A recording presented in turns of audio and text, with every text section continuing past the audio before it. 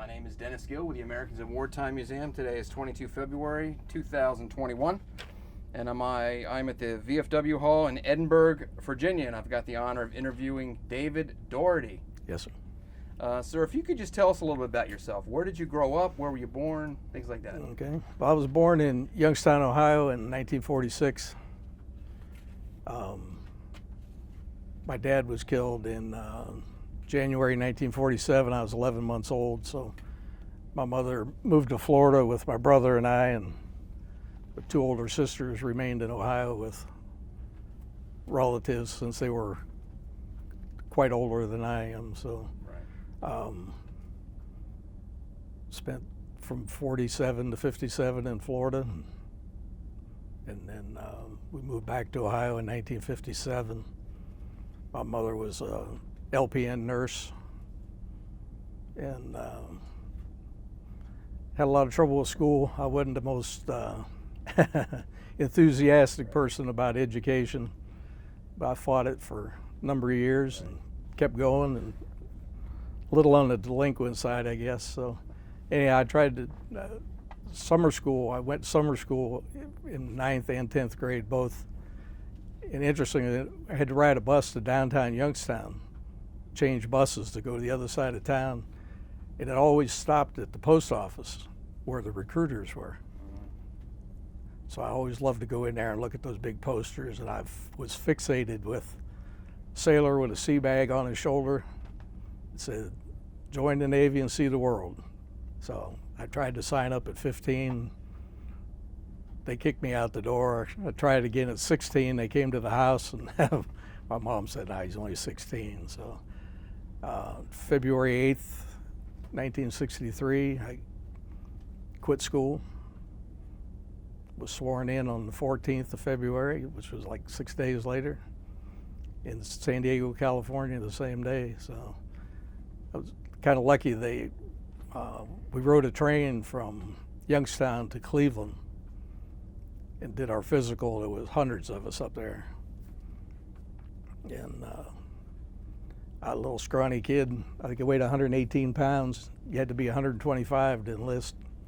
The doctor stood behind me and leaned on my shoulders, and I made the weight and went on through, got sworn in, and they gave us the opportunity. It was kind of strange. They took like half the alphabet, and they said, "We're going to give you the opportunity to pick where you want to go for boot camp, either Great Lakes or San Diego." And I remembered that poster. Join the Navy and see the world. I said, I might as well start today. I've been to Chicago. I don't need that in February. So same day I was in California and Company 100 in Navy boot camp. Did you have any other members of your family that were military? Yes. All my dad's brothers, which would be my uncles, 3 of them all served in World War II. 2 were Army, 1 was Coast Guard officer. And I have an aunt. These folks are all since passed. She was also in World War II, something in communications during World War II overseas. But they all served in World War II. Right. So we have a long family history. My dad never served. My mom told me that I guess he had polio when he was a child and had trouble with his legs, and he lined up with his brothers to join during World War II, and they wouldn't take him. So the Navy, you joined the Navy. Was it the poster that just got you to say, that's what I want to do? Yeah, absolutely. You had no preconceived notions of what you wanted to do, just that poster. Exactly. I knew I had an aunt and 2 uncles that were in the Army and 1 that was in the Coast Guard, but there was just something appealing about the Navy, and it'd been a different era. I'd have probably made a career out of it. But. Right. So your training is in San Diego. Yes. Is that culture shock for you? Completely different part of the country? No, I was ready for anything. I was ready for an adventure. I wanted out of Youngstown, Ohio. Everybody that lived in Youngstown ended up in the steel mills, and you know what happened to them. Shortly after I came out of the service, all the mills closed up in Youngstown and Pittsburgh, and yeah, I just wanted away. That wasn't the life I had. I I wanted some adventure. I did finish high school though. In 1965, I got my GED through the Navy. So. Okay. Now, did you have any idea what you might want to do in the Navy, or was it just, well, I'll go where they send me? They give you a battery of tests during boot camp, and I scored really high on mechanical. My whole family raced. If it had wheels on it, they raced it, Okay. and boats. But so I learned how to weld at 11. I could help change engines and race cars. Both my brother-in-laws raced stock cars. And, so I was a pretty good mechanic, I guess. By 17, if they let me take it apart, I could put it back together with new parts and make it work. So when I left boot camp, then they sent me to Coronado Island. At that time, there was no bridge to Coronado. You had to go by ferry boat. Of course, the Navy had all their own boats that they took you from, I think, Pier 6 in San Diego or something like that. But so I went to Coronado Island for a year, trained with the UDT and the SEALs in the support end. I wanted to be a SEAL, but I'm about a foot too short. They run everywhere. If you've ever seen films, they carry a telephone pole over their heads, like 6 or 8 of them, and run everywhere they go. And I couldn't even reach the pole, so that was out.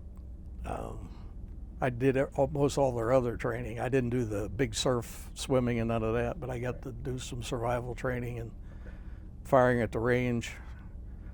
My brother-in-law was a range master for years at Camp Pendleton. They'd go for competition shooting. People from all over the world go there. And so that's what the SEAL commander said. He said, I wish these guys could shoot like you do. But anyhow, I went to diesel school there. Okay. And learned to run boats, not just work on them, but to run them. We would take the boats, we'd take landing crafts across the highway, bring them out of the water on a big thing that would actually pick the LCMs out of the water, and they'd pull it with a great big cat dozer, lay tires across the highway and stop traffic and drive out onto the beach to the ocean and work with the SEALs, take them out beyond 2 miles out, let them swim back. And so eventually you would find yourself involved in the Vietnam War. Yes. Talk about that. I got transferred off of Coronado Island in May of 1964 to the USS Whetstone, LSD-27. And what kind of ship is that? It's a landing ship dock. Okay. I've got photos of it there with me, but the general premise of the ship, the one I was on, the Whetstone, was the last LSD built at the very end of World War II. It never saw duty in World War II. It served well during Korea with UDT. I don't think they had SEALs back in Korea. I think they were still UDT at that point, World War II in Korea. But the back end of the ship opens. It's got a huge big gate that opens, and they can put about a third of the ship underwater. Okay. They ballast down, and they can drive boats, LCMs, LCUs, tracked armored personnel carriers that the Marines use. They could drive right up in there. So that's how we ended up. I went the first time in '64. I'm not real sure of the number. I think they call it Task Force 76 or something. We sailed out of San Diego to Pearl Harbor, to Okinawa, and picked up Marines and equipment, and went to the Philippines and then to Vietnam in '64. But they would, once they bring that equipment in, they close the gate and they could pump all that water out, and the ship retains where it's sailing depth, I guess you want to call it. So as we would take equipment off at various points in Vietnam, then they take on ballast water. So the ship was always right at the same height in the water. So we would set up in Vietnam. We would anchor any place where the rivers came out that they needed us. I think in either 64 or 65, I had heard that the Army had more boats in Vietnam than the Navy did, because they were unloading all of the merchant marine ships and the cargo ships, Navy cargo ships. And they would have to anchor out, and they would bring all that in by LCUs and LCMs, take the stuff upriver, or depending on where we were at. Some places they had helicopters there. They could fly the big double rotor helicopters. They could carry supplies way upriver for them. But that was our main thing there, was repairing those boats. They would fill the river with anything, junk, cable, old boats, anything they could put in there that the boats would hit, damage to the props. And so that was our thing. We had like a blueprint of every boat that we would encounter.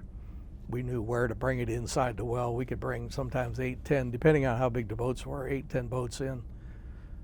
And they would tie them to the sides. And we had big wooden, like you see at, if you've been, not, I want to say dry dock, but that's not a good example, but a regular marina, when they bring boats out to work on them, they're sitting in a cradle. Right. We had those that you anchored to the bottom of the deck of the ship. And you could bring the boat in, tie it off. It was marked off in footage. And then when they closed the gate and pumped the water out, then all these boats you could walk around them and repair the hulls. They had mortar holes in them, bullet holes like putting in it them. on a lift for a car. Exactly. At a gas station or a service station. It had a big wooden structure front and back to hold it up off there, so we could take the propeller shafts off, and the guys in the machine shop could replace a blade on a boat propeller even. Those great big, like on the LCMs. Okay. Rebuild the engines.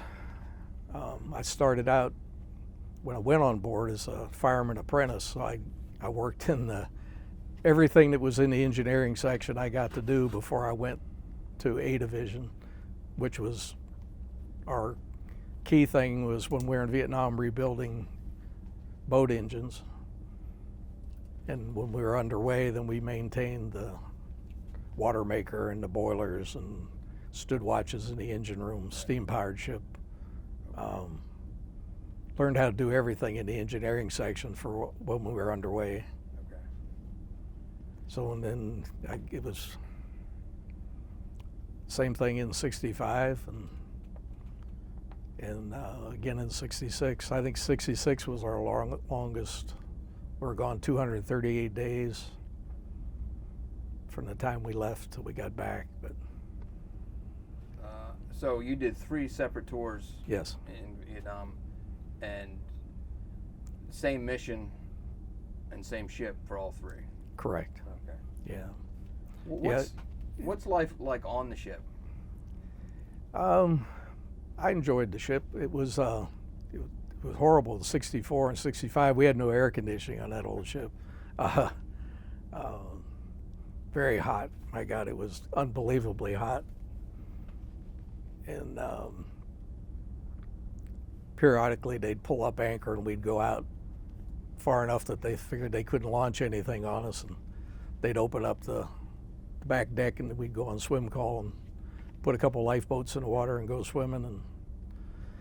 But it's very small crew. For most ships today have got enormous crews. I think we only had 250 men on board the ship, and that included probably a dozen of them were officers, I guess, maybe 15. Right. So it's like 250 people. So lived pretty tight quarters. So everybody worked 12 on, 12 off all the time. So your sleeping quarters wasn't packed to the hilt, only because only half the people were ever there. So I guess in 65 is when we started. They would send us upriver periodically to either pick up parts. The Army has tremendous good mechanics that work on all the same landing crafts and stuff that we worked on. And a lot of times we would go upriver and like take them, say, a cylinder head for a diesel engine, and then bring theirs back, put it in the shop, and rebuild that so they would have a spare or two. Or if they needed an engine, they would bring the boat out. If it could run on one engine, they'd bring it out. We had a huge gantry crane that ran the whole underneath the helicopter deck, which the gantry crane, runs both ways. Mm-hmm. So we could pull the engines out, bring them up in the shop, completely rebuild them.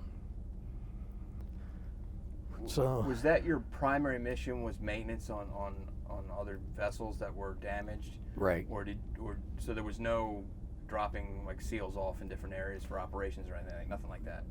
We had taken some upriver before.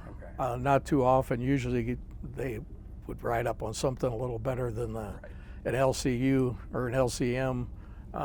They'd try to get up there on a swift boat, or some of them had their own boats that they would go upriver. So occasionally we would go upriver and recover boats that either they just quit running. They'd run them up on the bank, and somebody'd snatch them out either by another boat or by helicopter, and they would send us up there with an armed escort, like a wrecker service, to try to get it back to the ship to repair it. Right. So we had welders with us that we took, so that if there was a hole below waterline, they could, or if it had sunk, we could try to repair the damage, pump the water out. And right. If we couldn't get it to run, then we'd tie it alongside an LCU or an LCM and bring it back with us, like Dave's wrecker service, I guess. Are there any incidents that stand out in your mind, or was everything pretty much routine? Well, somewhat routine. Once in '65 and again in '66, we got sprayed pretty good with Agent Orange. We didn't know what it was. That one incident, we were trying to patch up the hull on a boat. We could hear this plane coming, and all the guys on the gunboat immediately turned the boat around, and so the front of it was heading downriver, and they had all the guns at the ready. And it turned out it was one of our planes. I think it's like, I forget what they call them, a C-123, I think. It looks like a cargo ship. I'm not big on airplanes, but it looks like a C-130, but smaller. Mm-hmm. And this heavy, dense spray coming out the back, and they were just following the river. So we ended up jumping off the boat. Once that mess left, the water turned blue, like an oil slick. Right. It was, you couldn't stand up on the deck. We had to pump water and try to hose the stuff off the deck. It was a mess. But anyhow, when we got back, we reported that, and their first thought was they're probably spraying something for mosquitoes, which I said, that sounds pretty absurd to me. You can't spray the whole country of Vietnam for mosquitoes. But anyhow, a couple weeks later, captain or somebody from the Army came out to the ship. He was out there quite a bit anyhow with coordinating the repairs, but he said that they had sprayed Agent Orange because his crew had also jumped off the boat and from being sprayed. We threw all our clothes away, our boots, pants, everything, because they didn't want to put that in the laundry through the ship's laundry, not knowing what it was. So they issued us new uniforms. But then that happened again in '66 when we were there. We did a lot more running upriver in '66, but we got the big dose of spray again. I was attached, well, the ship was attached to, I think it's 394th Army Transportation Unit in Quy Nhon, Vietnam. We worked with them for almost 3 full months repairing their boats. They were in bad shape. Brought them on board, repainted them, fixed holes in the hulls, new engines, new everything. When they went out there, it looked like a new boat again. These are old LCMs from left over from World War II, you know, that but they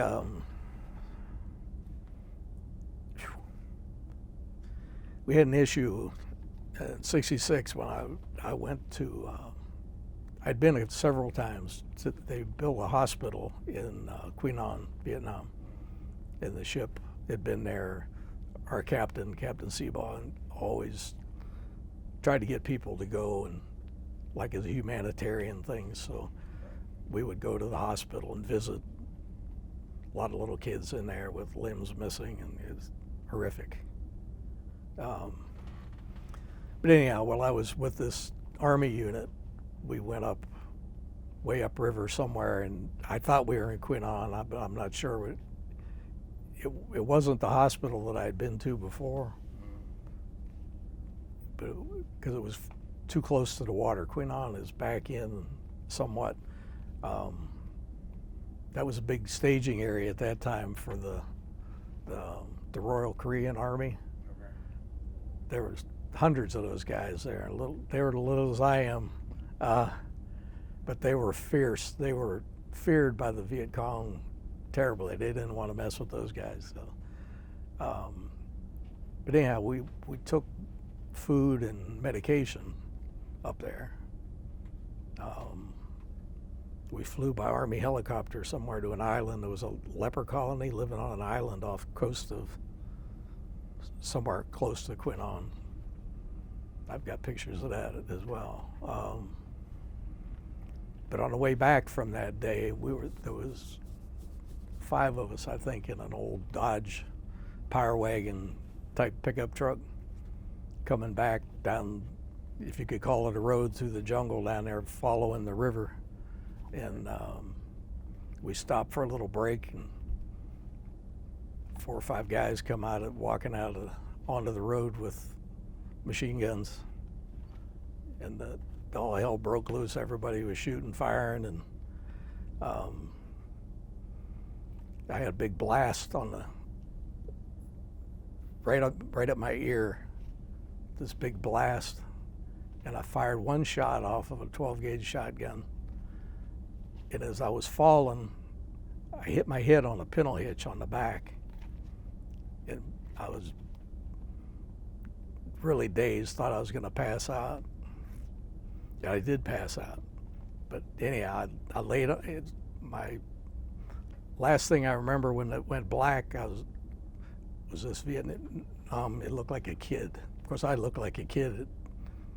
I was 66. I guess I was 20 at that time. Right. Yeah, I went there at 18, 19. I had my 19th birthday, and I was there when I was 20. And I probably looked 16, but this kid had half his face was gone. And so I blacked out. They ended up at a medic tent at their base, right on the edge of the river. They put me in like you see the old MASH unit tents. That's what they had set up, and they treated me. I had a broken eardrum. I bled through my nose, my eyes, and my left ear. My hair was like melded to my head. But when they figured out what it was one of the guys standing in the back of the pickup truck. I was on the ground, stuck that shotgun over top of the tailgate and let the blast go, and I guess I was ahead of the barrel. Okay. And that's what they thought. I was shot. I can remember I couldn't see, I guess because I had already cracked my head on that pintle hitch at that point, but I could hear them saying they think my nickname was Doc. Everybody called, because they couldn't pronounce Dougherty. They got reduced to Doc, but somebody said, I think Doc's been shot, because blood was on my face. So they threw me in the back of the truck, and so they treated that, and they couldn't do nothing with the broken eardrum. And I wore an eye patch, to everybody's delight, for about 2 weeks. Ironic, a Navy guy wearing an eye patch like a pirate. So, but I saw that kid for a long time.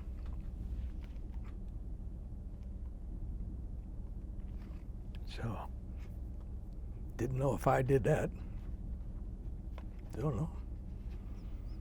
So, that's probably the most dramatic thing I went through there, because I wasn't trained for, I was a mechanic. I wasn't trained for combat, not used to seeing. And I will back up for 1 minute to tell you that in '65, when we made a trip upriver, we were asked to bring fallen Marines back to the ship. So we had, I don't know, 6 or 8, 10 body bags we put on our boat to take back to the ship, and then they picked them up by helicopter off our deck, helicopter deck. I think they took them to Saigon or somewhere and then flew them home. But I can remember, I don't know if you're familiar with the LCM, they got a little pilot house in the back where they're driving from, and it's twin engine diesel. We had 50 caliber mounts on it. That was our river boat. We didn't have PBR. We were still in the LCMs. But I can remember I was sitting against that. The coxswain was driving the boat. 2 guys manning machine guns, and we had some of the Army guys with us to escort these bodies back to the ship. So I'm having a smoke leaning against here, thinking, if this is the worst thing I got to do while I'm here, and I was fixated on those body bags. And I could see this bag moving. And I jumped off into the well and went to the bag, was going to open it. Because I was sure he was alive in there.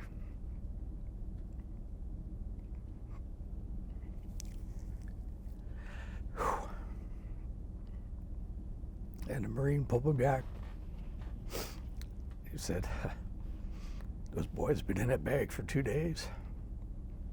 You don't want to see what's going on in there. So, between that and that skirmish of 66. So, anyhow, we finished 66 cruise, and we got back home in October, I think, of 66.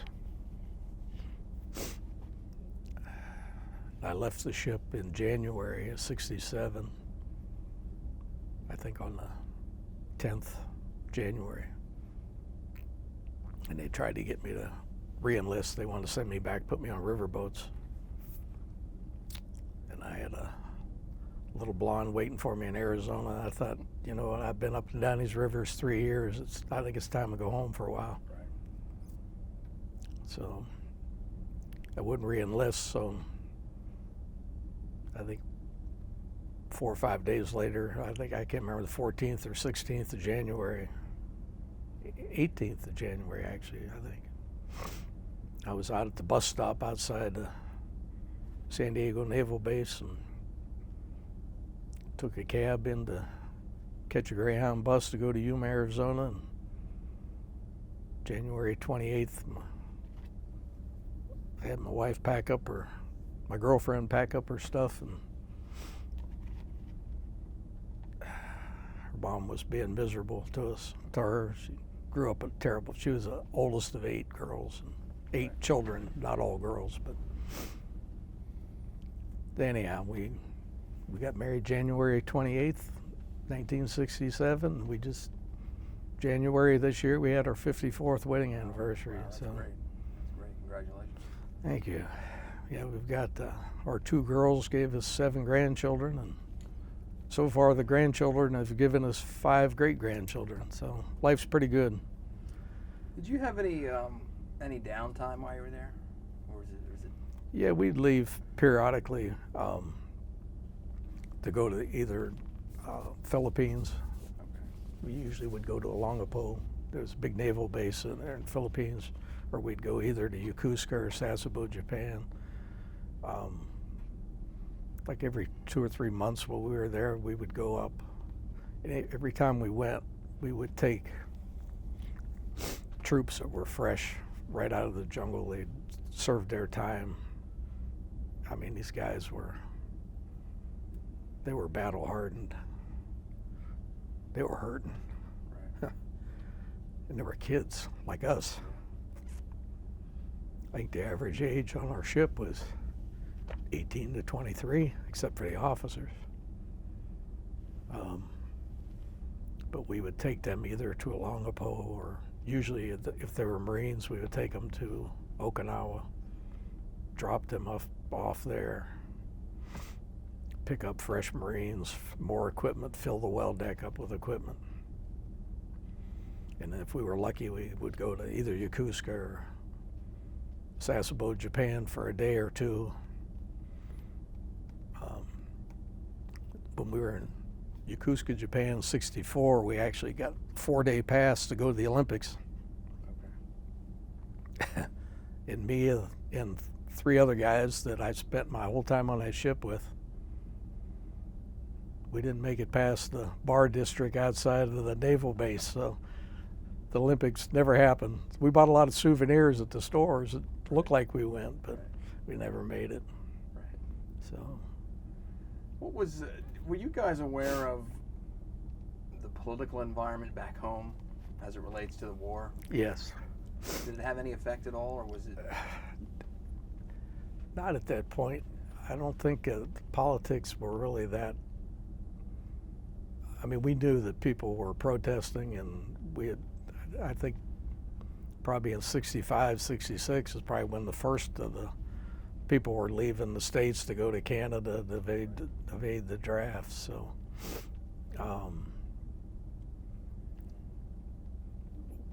one of the primary reasons that I went in at that young age, I have a brother that's either 7 or 8 years older than me, and I didn't want him to go.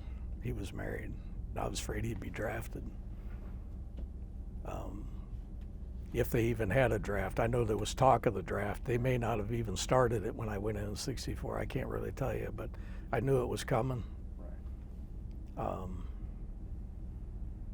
And we're just cut from different. I was always the hellion, skipping school and doing everything wacky, crazy, and he was the down-to-earth, educated. I didn't want to see him have to go. Right.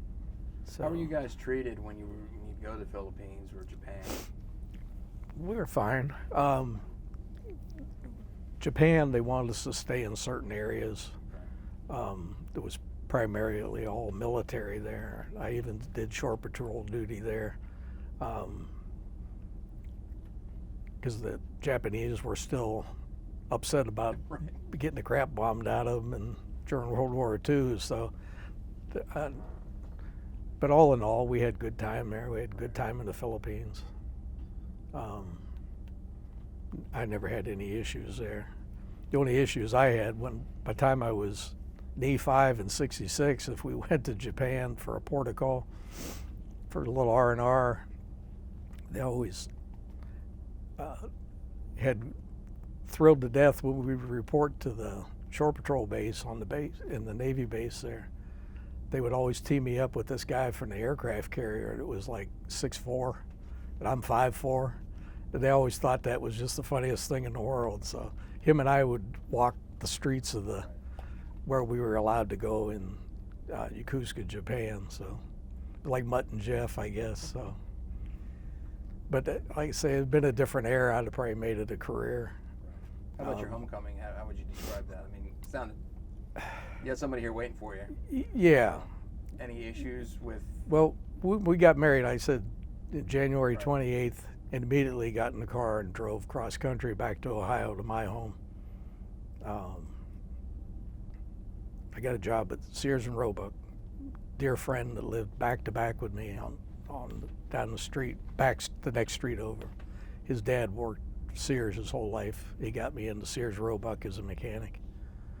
And the very first day in the lunchroom, when he took me in there to introduce me to everybody, the first word out of the first guy's mouth was, he wouldn't even reach out to shake my hand, was, he said he served in Vietnam where my son Jack is at now. His son was in the Air Force. He was my best friend for 50 years. but their only question to me was, how many women and children did you kill while you were there? So that didn't go over too well. He took me after work one day, and we stopped at the VFW. And I had my little DD-214 with me and went in to join, and they wouldn't let me join. He said, you can come back after you served in a real war. So I was pretty bitter with the VFW for a lot of years. I belonged VFW in Lake Havasu, Arizona for a year and left. I belonged in Largo, Florida for a couple of years because my mom wanted to be in the auxiliary, so I joined there. And I joined this post when we moved to Edinburgh 6 years ago. I joined this post here, and they're very welcoming here, and life member here, life member with Vietnam Veterans of America, and Newmarket, or Mount Jackson, Virginia, I guess, is where we don't have a post. We do our meetings here now. We used to meet at a Denny's. They closed it up, so we have our meetings here. So, but all in all, people weren't real happy with us at that point. And then I got it excelled from there.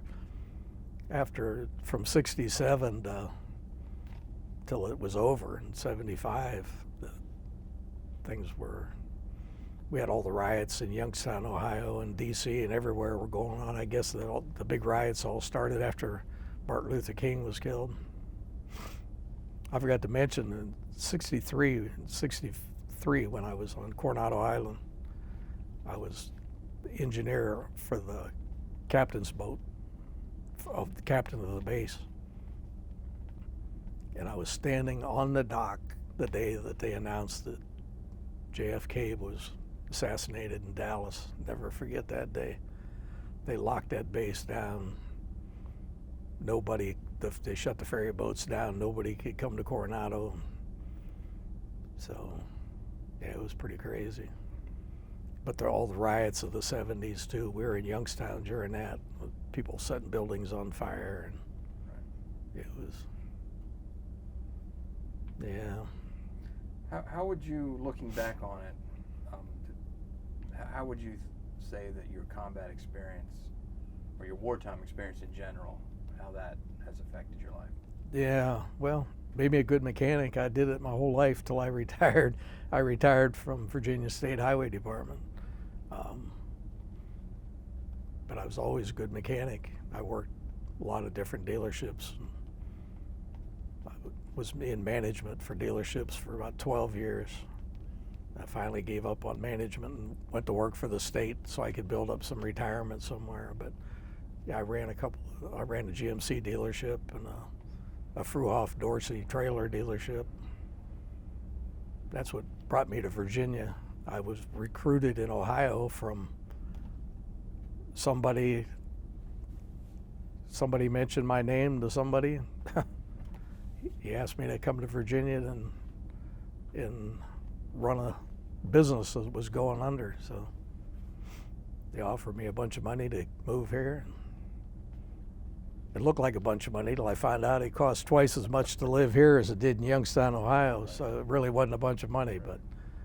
But anyhow, we've been here since I came here in '88. I commuted back to Ohio for a year till my daughter finished that school year, and then the youngest one was still in high school. And then I brought them here in '89. I've been here since. That's 30-some years now, 32 years, 33. So, but my military experience, I enjoyed it. Like I said, been a different time, I'd have made a career. I ended up doing 4 years in the Navy Reserve, made E6 in the reserves. In between active Navy and reserve Navy, I went in the Army National Guard for 2 years as well.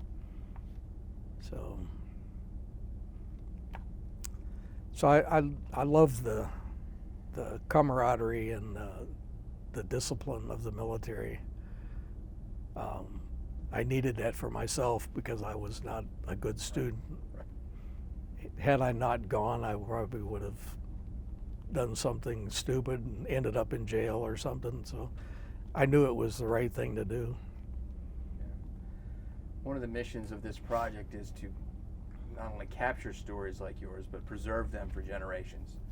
What message would you like to send somebody that might see this in 50 or 100 years? Wow. Military is a good experience. It's not always pretty, but it's a good experience. You can get a good education. Say I worked 46 years in civilian life doing a lot of different things, working on what I learned from the military. I got my merchant marine license even. I worked on a ship that did oil exploration at sea for a couple of years out in the Gulf of Mexico. Geophysical Services out of Texas. They're no longer in business now, but it just opens the doors to a lot of, you can learn anything you want to in there. The only thing that keeps you from advancing is not wanting to do the work. But it's, like I say, it carried me through. I worked 46 years, was not out of work one day my entire life. Unless I wanted to take a day off, I could work 7 days a week. I worked construction a lot of years when there wasn't good, when the mechanic shops weren't paying good or whatever. My wife and I were in a motorcycle accident in 1970, and I couldn't work for about 9 months, almost lost my left arm. So I started working construction as a construction laborer in Florida. And then from there I started working, I think we were in Florida from 70 to 82. In 9 of those years I worked 2 full-time jobs. I'd work construction from 5 or 6 in the morning until 12, 1 o'clock in the afternoon. And then I worked for 3 different municipalities in Florida, usually 3 to 11 shift. So workaholic, I guess. The work stopped me from drinking. Back when I first got out, I drank a lot. Carried some nightmares around for a lot of years. And I fought my way past that. And then about 5 years ago, an event happened in our family that I can't talk about. And it opened all that back up. So now I see this kid laying in the jungle with a face missing. I see body bags moving. So I'm working past it. I don't drink much anymore. I haven't drank this year. Of course, it's only February, but no, probably haven't had a drink in meeting night here. I drink 1 or 2 beers and that's it. I haven't let that monkey get back on my back, which brings up one point I'd like to say that I hated about the coverage of Vietnam. I've never watched one movie of the Vietnam because I don't believe that they're portrayed accurately. Had nothing against the actors that played the parts. I understand they're playing a part, but I'm not a naive person. Like I say, I went to Vietnam at 18, was there at 19, and this was 20. Drank a lot during those times, but honest to God, I never saw any kind of narcotic ever. Nobody smoking dope, nobody doing heroin. When all that started, I couldn't tell you, but I can tell you it wasn't there in 1967. At least not in the world I lived in. I mean, I went to a lot of different ships, a lot of different Army and Marine places ashore. Those guys weren't doing drugs. We all drank too damn much. Went to China Beach and Monkey Beach and partied, but honest to God, I never saw so much as a marijuana cigarette ever. Was never exposed to that in my time in the service. but any movie that I've heard about that they did, everybody was a bunch of drunk, drug-crazed lunatics killing people, civilians left and right. And I know that the My Lai massacre happened after we left there, and maybe that's what brought that on. I have no idea. Don't want to know. Never watched anything about it, and I'm not likely to now. Is there anything that we haven't covered that you want to talk about? I don't think. No, I think I'm good. Great. Well, on behalf of the Americans in Wartime Museum, I thank you, sir, for sitting down and talking to us. I thank you, more importantly, for your service to this country. Sure. And I welcome you home. Thank you. Thank you.